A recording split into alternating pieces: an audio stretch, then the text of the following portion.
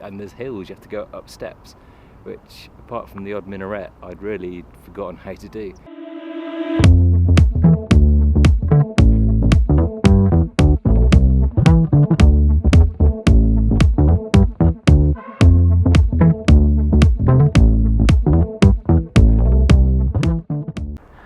So we're in Kyrgyzstan, heading over today to Bishkek from Osh, so an internal flight. I think it's only a very short one. Be interesting to see what the plane's like and how long the journey takes. I think my expectations or hopes for Bishkek is more of an outdoor feeling to it, so more hills, more lakes, more walking, a bit more activity. As much as I loved Uzbekistan, you don't necessarily get out and about and do that much walking. There are sites and places you can go to, so the Mountains, maybe a bit further north, that you can visit, which do provide a bit more an outdoor kind of active style, and I think that might be a nice way to mix up the trip in Uzbekistan. But for Kyrgyzstan, as you can see, there are more hills. I'm currently up on top of Sulaiman Mountain, just outside, or in the middle of the city actually. And you can come and visit the caves and have a look around the museum.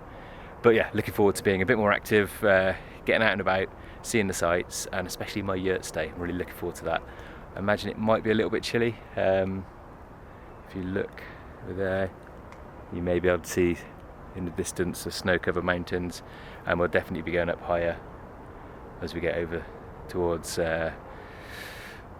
Kul Lake and Kakara. So fingers crossed my down jacket will be thick enough for the stay. Today we're in Osh. We had the border crossing yesterday from Uzbekistan over into Kyrgyzstan. Surprisingly easy. I've been told by my guide to play the tourist card when you get to the border crossing and not be afraid to tell people you're not a trader here, to take some goods across the border and you get through a bit quicker, but in all honesty it was straight through. Maybe just the time of year or the time of day, but really simple.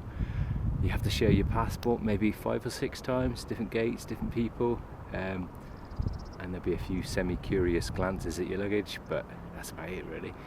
It's quite a bit of walking. You've got to cross the land border, but the whole process maybe took 20 minutes.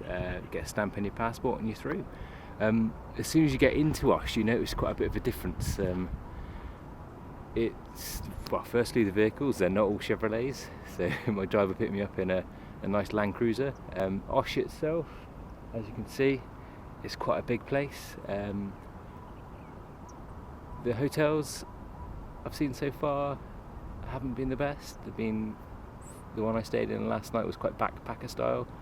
There is the Grand, and there's a couple others I'm going to go see later. So sightseeing in Osh, the Sulaiman Mountain where I am now, it's a big cave complex as well, so people used to live in here in the past, and you can get off the walkway and come up to the top of the hill like I have, and you can look into the old caves and you can just have an explore around. There's lots of paths leading everywhere and there doesn't seem to be any issue with it. It's a UNESCO site as well, so it's protected by that, which is great, and it gives you great viewpoints over Osh itself, so it's a nice place to come and just have a walk around. And it's very different from Uzbekistan because it's active, you're walking around a bit, and there's hills, you have to go up steps, which apart from the odd minaret I'd really forgotten how to do, so it's nice to get a bit of exercise and stretch the legs. And there is quite a bit of haze around in the city,